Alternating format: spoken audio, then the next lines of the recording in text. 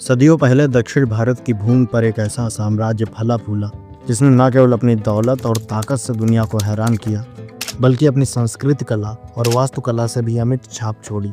ये कहानी है विजयनगर साम्राज्य की।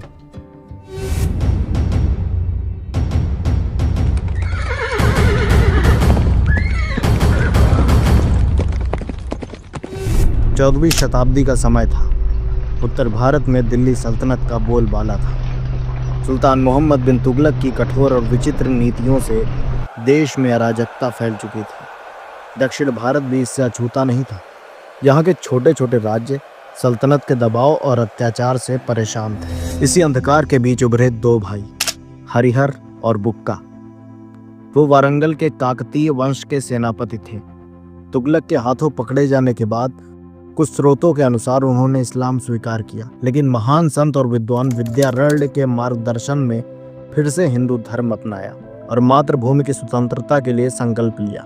विद्यारण्य के आशीर्वाद से तुंगभद्रा नदी के किनारे एक नए राज्य की नींव रखी गई। एक ऐसा राज्य जो अपनी विजय के कारण विजयनगर कहलाया, यानी जीत का नगर। लगभग 1336 ईस्वी में विजयनगर साम्राज्य की स्थापना हुई।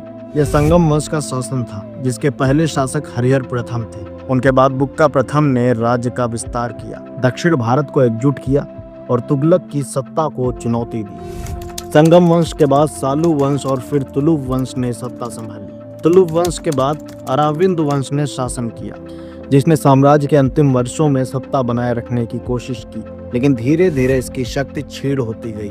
विजयनगर का सबसे बड़ा प्रतिद्वंदी था उत्तर का बहमनी सल्तनत। इन दोनों शक्तियों के बीच संघर्ष केवल सत्ता का नहीं था, बल्कि धर्म और संस्कृति की रक्षा का भी था। तुलु वंश के महान शासक राजा कृष्ण देव राय के समय विजयनगर ने अपना स्वर्ण युग देखा। वो एक कुशल योद्धा, विद्वान, कला प्रेमी और दूरदर्शी प्रशासक थे। पुर्तगाली यात्री डोमिंगो पेस ने 520 के दशक में इस शहर की तुलना दुनिया के महानतम नगरों से की और लिखा, ये इतना विशाल और समृद्ध है कि कल्पना से परे है। कृष्ण देव राय के संरक्षण में कला और वास्तुकला नई ऊंचाइयों तक पहुंची।